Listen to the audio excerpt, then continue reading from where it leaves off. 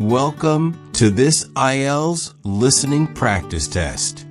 There are 4 sections and 40 questions in total. Each recording is played only once. You'll have time to read the questions before each part and check your answers afterward. At the end, you'll get 10 minutes to transfer your answers. Get ready with a pen and paper. Now let's begin section 1.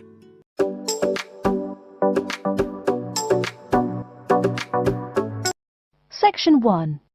You will hear a conversation between a clerk from a moving company and a woman who wants to relocate to the United States. First, you have some time to look at questions 1 to 6.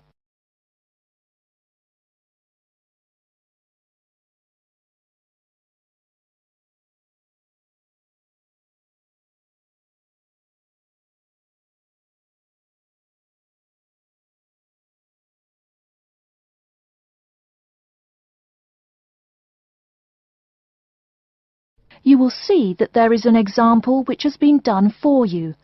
On this occasion only, the conversation relating to this will be played first. Good morning, ma'am, and welcome to Australia's Moving Experience. How can I help you? Well, I hope you can help me. I'm so up in the air right now. Just calm down now. Let me guess. You're moving and it has you a little confused. That's it exactly. You see, I'm relocating to the United States next month, and I'm having a hard time getting organised. Here, fill out your name and address and let me ask you a few questions. Oh, what should I call you? My name is Jane Bond. The woman says that her full name is Jane Bond, so Jane Bond has been written in the space. Now we shall begin. You should answer the questions as you listen, because you will not hear the recording a second time. Listen carefully and answer questions 1 to 6. Good morning, ma'am, and welcome to Australia's Moving Experience. How can I help you? Well, I hope you can help me. I'm so up in the air right now. Just calm down now. Let me guess. You're moving and it has you a little confused. That's it exactly. You see, I'm relocating to the United States next month, and I'm having a hard time getting organised. Here, fill out your name and address and let me ask you a few questions. Oh, what should I call you? My name is Jane Bond. OK, Jane, first of all, what's your work phone number? In case I have any questions about things. My work phone is 9463 550. But please try not to call me too often there. My boss hates personal calls. So does mine, ma'am. So does mine. And what address should we ship your things to? My new company is letting me stay temporarily at 509 Clark House. That's Clark, 1137 University Drive in Seattle. Seattle? Beautiful city, I hear. Mountains right beside the ocean almost. Cooler than Australia, too. OK, and when should we come pack your things? I guess that would be on Monday, March 11th. Do you want any help with an after-packing clean-up? We do that for a small additional charge. Yes, that would be helpful. I promised the landlord I'd give her the keys back by 5 p.m. on Thursday the 14th. Great. We'll just schedule the clean-up for that day. That way, the place will smell clean and there'll be no dust. Well, you do think of everything. Oh, how much is this going to cost? Here is a list of our basic prices. Oh dear, this seems rather expensive. Yes, ma'am, but you're paying for the best. We're careful and we're fast. Like we say, the only thing we break are speed records getting you moved. Well, maybe that's so. Oh, I nearly forgot to tell you. I don't want my furniture shipped with me. I won't be looking for an apartment till after I arrive in America. Would it be possible to put my furniture in storage here for a month, then have it sent along later? Of course, we do that all the time. A couple of other things. Here at A Moving Experience, we try to pack your things logically. We don't just throw stuff in boxes. Before you hear the rest of the conversation, you have some time to look at questions 7 to 10.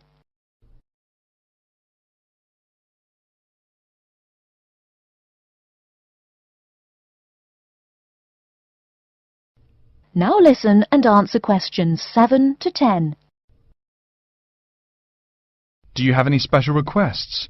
You know, things you want packed in some special place so you know where to find them. Like what? Oh, I don't know. Things like dishes, maybe. Not to be rude, but you look like a lady who likes to eat. Ah, yes, I need my dishes and things where I can find them quickly. Great. We'll put those dishes and cutlery in what we call the emergency pack. Can you think of anything else?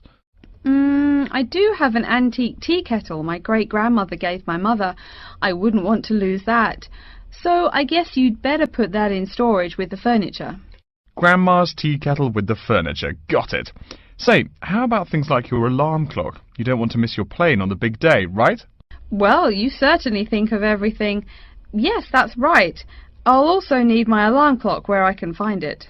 Fine, we'll put that in your personal package. And of course, we'll give you a list of where we pack everything. So all you'll have to do on Thursday the 14th is grab your luggage on your way out the door. I couldn't help noticing the new CD player you're carrying. Is that a Samsung? Why, yes it is. One of their best. Cost me nearly $100 it did. Do you want to take special care of it? I mean, it's brand new. Take care of it, but nothing special. You can just put it in storage with the furniture. That looks like everything we need here. I guess you're all set. That was certainly quick. Thank you, young man. This has been a most moving experience. That is the end of section 1. You now have half a minute to check your answers.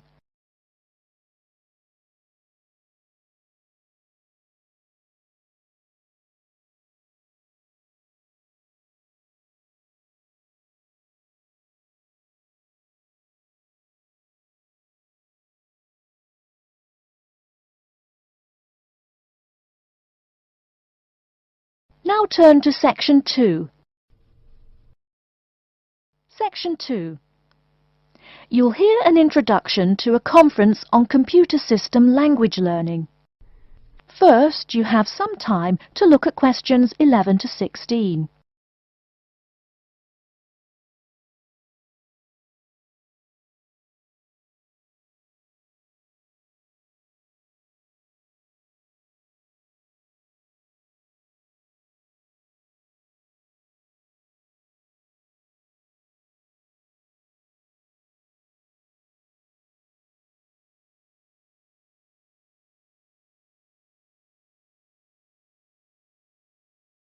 Now, listen carefully and answer questions 11 to 16.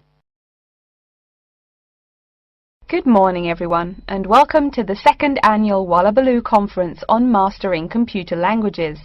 I hope you all had a good trip. Before we get underway with today's program, let me fill you in as to what's on tap for tomorrow, Sunday, February 19th. At 9 a.m, right here in the main hall, we'll be hearing a lecture from Dr. John Smith about computer as teacher. Professor Smith from the University of Melbourne is a world-class expert in the field of computer-assisted education, and his talk promises to be both stimulating and informative. Immediately afterwards, at 10:30, there will be a presentation of papers by various delegates. That, however, will take place in the garden room on the ground floor. If you don't yet know, the garden room is also called the ballroom, and will be gathering at the west end, the slightly raised area called Level 2. Just look for the crowd. If you get lost, there are signs in the foyer. After all that thinking, talking and listening, I expect everyone will be a bit weary. So at 11:15, there will be a break for coffee, cookies and other light refreshments.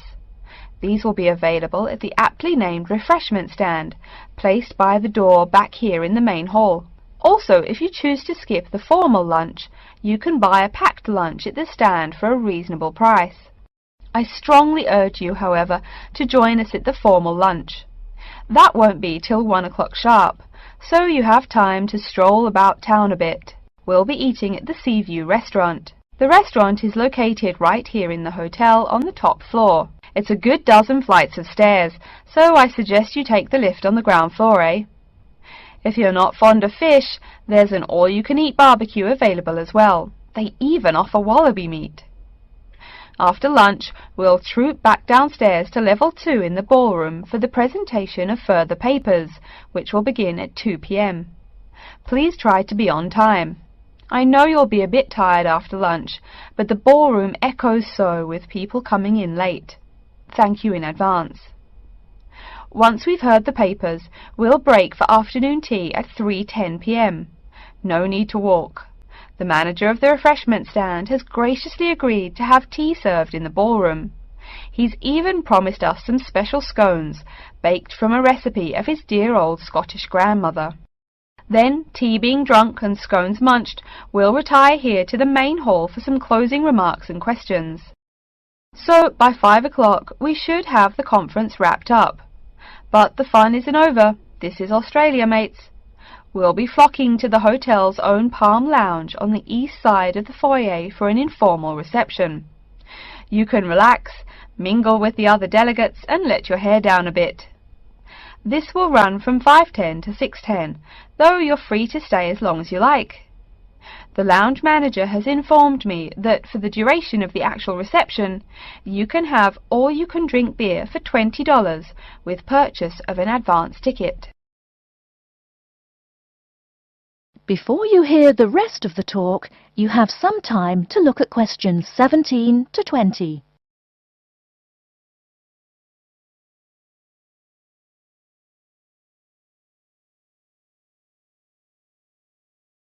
Now listen and answer questions 17 to 20. And yes, tickets can be purchased from any conference organizer or at the front desk any time between now and the start of the reception. I suggest you come by tomorrow evening to pick up the tickets, since the conference hall only holds 800 people. That way you can also get your journey planned ahead of time and be sure not to miss this truly memorable conference. If you want cocktails, however, I'm sorry, you'll have to pay for those at the regular price. Oh my goodness! Speaking of paying, I see I forgot to tell you a couple of things. The first is about lunch. The charge for the lunch will be $15 for all you delegates. If you have guests with you, the cost is $25 for the general public and $6.50 for children under the age of 10.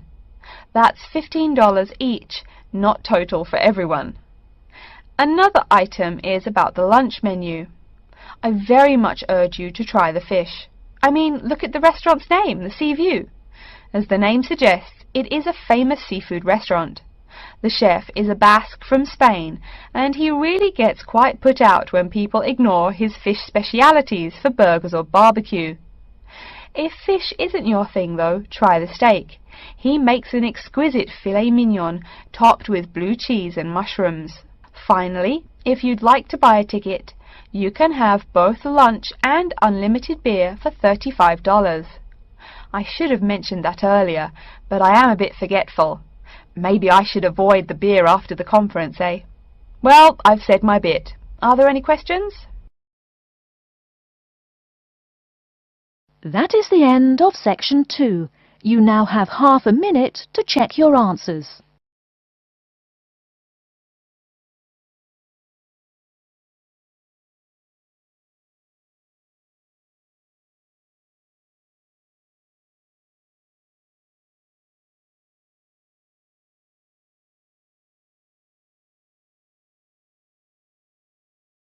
Now turn to section 3. Section 3. You will hear a student called Tina asking Professor Van Diezen for advice on choosing courses. First, you have some time to look at questions 21 to 26.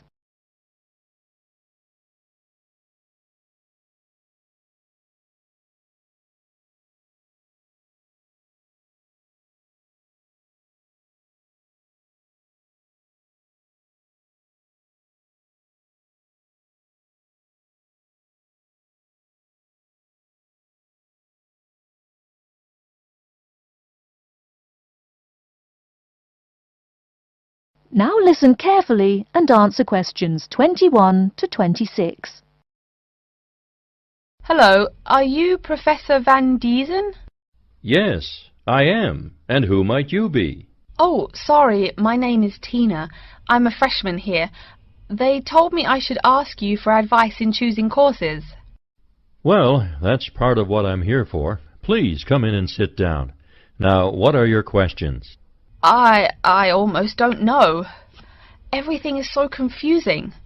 Like, what is a specialized course? Oh, easy. A specialized course is one that is compulsory, meaning it's a requirement for your major, and regular, so you can't place out by taking a proficiency exam. That sounds pretty strict. Then what are all these general courses? I seem to have to take so many. Nothing to be alarmed over. These are courses open to all students and not directly related to your major. The university offers these general courses to choose so that you can become more well-rounded individuals. For example, I see you're a microbiology major, so it might be a good idea to take some literature or history courses so that you can know something besides all science. You mean these courses are like for fun? That might be one way to look at it, but don't tell the literature professor such a thing. Think of a general course as the opposite of a specified course. A specified course is one that pertains directly to your major. So, can I take any microbiology course I want? Let's see. Oh, those courses used to be open to microbiology students only. The good thing is now it's open to students on a flexible schedule, so it's not only for full-time students. So the answer is yes, if you have the instructor's permission. May I ask you why you chose microbiology? Well, I also like plain old biology too. You know, full-size animals. I might even become a veterinarian. Could I take some biology classes? Well, they are open to full-time students only, which I believe is what you are. I don't know how a freshman would get along with microbiology, though. I mean, most of the students presently looking into it are from off-campus. Off-campus? Yes, you know, people who use it in their work at hospitals, laboratories, even a police detective. Why did you choose microbiology, if I may ask? I don't think you quite answered that. Well, eventually I want to be a doctor. At least my dad tells me so. If I may say so, young lady, you seem a little uncertain. Still, I think that might be a good idea for a career. Of course, if you're thinking about being either a doctor or a vet, you should take some medical science classes before you even think of applying to med school. Great! What should I take? There is one small problem. The new medical sciences building is under construction, so there are no experimental facilities available until next year. I'm afraid you'll have to wait, but don't forget to take those courses at the first opportunity. Oh, bummer. Is there any other course you'd recommend for someone like me? Well, since you seem to like animals, have you ever thought about looking into environmental science? No, I never really thought about it before. Is it worthwhile? Quite. In fact, it's the fastest growing subject on this campus. Before you hear the rest of the talk, you have some time to look at questions 27 to 30.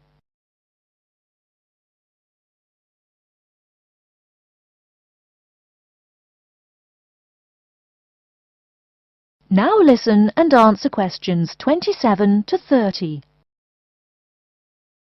I'm sorry, I couldn't help noticing the long list of classes you've written out there. May I have a look? Oh, sure. Medical science, statistics, laboratory techniques, medicine, mathematics, computing. My, a bit of everything here. Is it too much? For your first semester, yes. What I suggest is starting out by taking the compulsory courses. Like we said before, the medical science can wait. Consider taking that in your sophomore year. I think I'd put off computing, too. I recommend to all freshmen that I talk to get the compulsory mathematics out of the way as early as possible, so take that one. It'll be one less difficult course you have to focus on when the science lab opens next year, and you have to catch up on classes like laboratory techniques. Your major also requires statistics, so you have to balance 2 math classes, and no doubt you should take that. Otherwise, get your required medicine course out of the way by taking something theory-based. Oh, of course, and your environmental science class, if you're interested. The others can wait. though I think computing is definitely a good idea, even though it's not required. I see, too, on your paper there you seem to have had high marks on the entrance exam. Yeah, I guess so. Don't be shy. Have you thought about applying for a scholarship? Do they have any? I mean, my dad is always complaining about how much money it costs him. In your department there are actually 3 full scholarships available. They cover tuition and provide $1,500 cash. $1,500 cash? Party! Please, miss, the money is intended more as a textbook allowance, not party money. If you promise to behave, I'll show you how to apply. Great, and thanks. That is the end of Section 3. You now have half a minute to check your answers.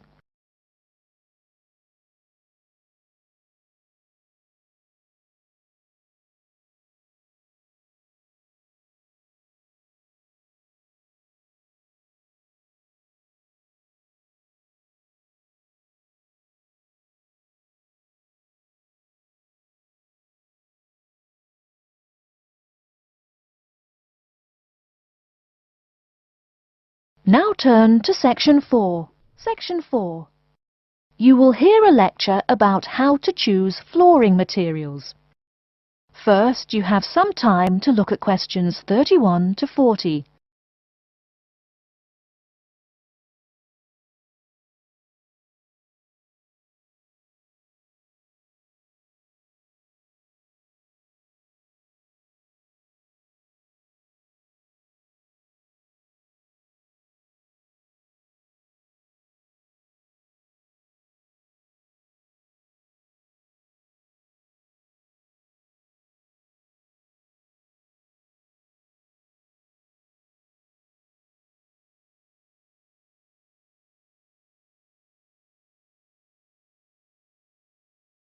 Now listen carefully and answer questions 31 to 40. We've been talking about choosing building materials in the last week. Now, a great many factors influence the choice of building materials. You can't make a house of cards, right? And people who live in glass houses and all that. Anyhow, today I'd like to say a few words about flooring. Some artificial materials can be used, like plastic for instance, which offer mixed blessings when used as a flooring surface. On the one hand, plastic is cheaper than nearly any other alternative, short of bare ground. Plastic also does not warp like wood. On the other hand, the best that can be said about plastic is that it looks like wood or stone. However, it cannot replace the real materials. As I have mentioned, I'm fixing up a new house. The decorator my wife hired told me plastic does a great job of looking exactly like plastic. Besides, it scratches easily, fades or discolors, and starts cracking within a year or two. So, if you're fitting out a sleazy hotel or plan to live in a trailer park, go with the plastic. Really though, for all intents and purposes, this leaves us with wood or stone as choices for flooring. Stone and wood are alike in at least one respect. Both go through processing before they can be put to use. Since few of us cut our own lumber or quarry our own stone, this is not perhaps a pressing concern. Still, do-it-yourselfers would do well to remember to buy only properly seasoned wood. Unseasoned wood warps, and a warped floor quickly becomes firewood, and its owner quickly becomes poorer. Likewise, except for dull-hued materials like slate or sandstone, most stone floors are polished before installation.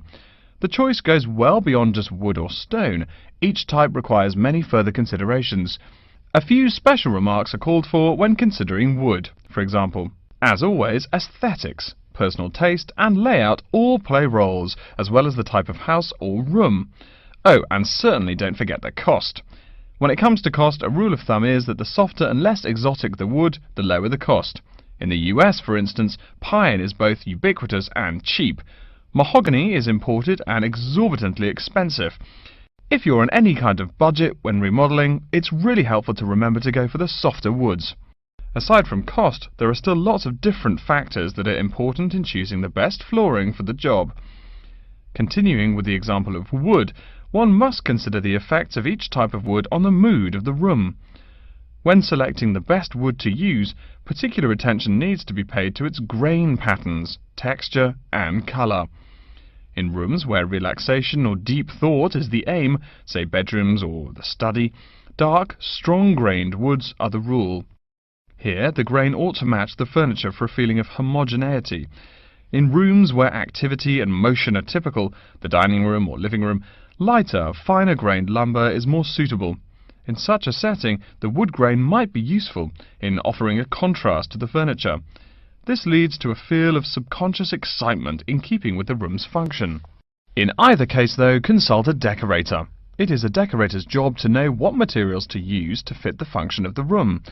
Though some things about putting together a room are subjective and based on one's individual taste, materials appropriate to a room's function are much more straightforward. A decorator takes the needs of the customer and uses a mathematical formula rather than subjective words. Since feelings vary from person to person, verbal descriptions of wood types tend to be ambiguous. You want the wood you select, not something approximate. And if you do decide to do it yourself, remember that all wood must be treated with preservatives to enhance its appearance and preserve its natural beauty. In the case of stone, or quarry tile, as flat-cut flooring stone is properly called, a new set of considerations must be weighed up. Simple colour aside, the degree of reflection must be kept in mind. This is called the reflectance rate, which is expressed in a number between 0.0 and 1.0, depending on the amount of light it reflects. At one end of the scale is polished silver. At a rating of 1.0, this shiny surface reflects nearly all of the light directed at it. Numbers closer to 0 describe materials that absorb more light. Moving down the scale a bit, we see that plastic that has been painted white has a rate of 0.8, which makes sense. We know that the colour white reflects all other colour, while black absorbs all colour, and plastic itself is a relatively reflective material. Materials that are denser and darker have reflectance rates much closer to 0. The quarry tile I mentioned a while ago has a rate of 0.1.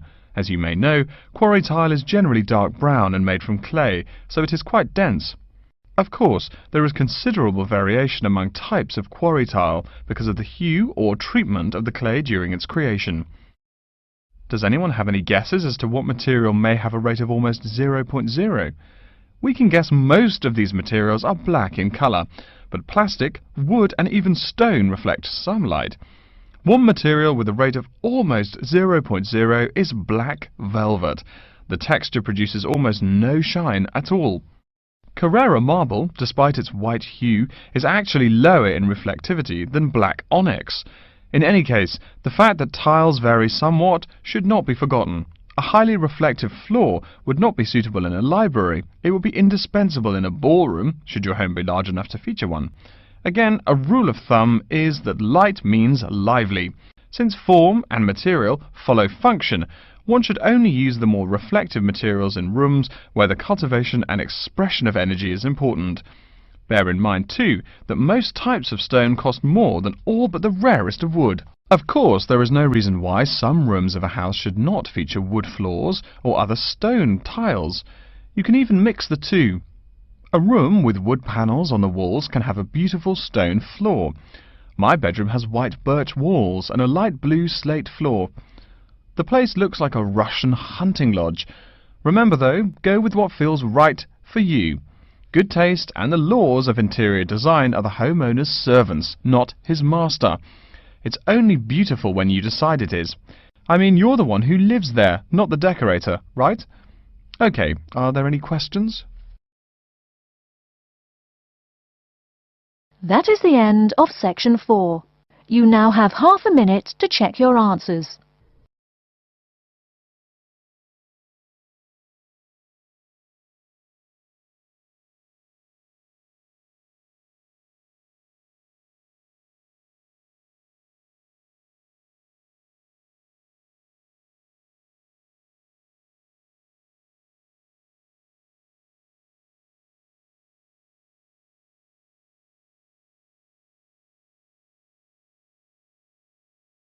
That is the end of the listening test.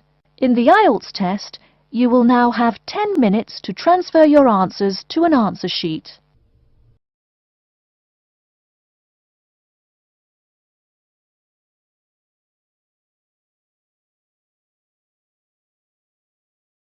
That is the end of the listening section.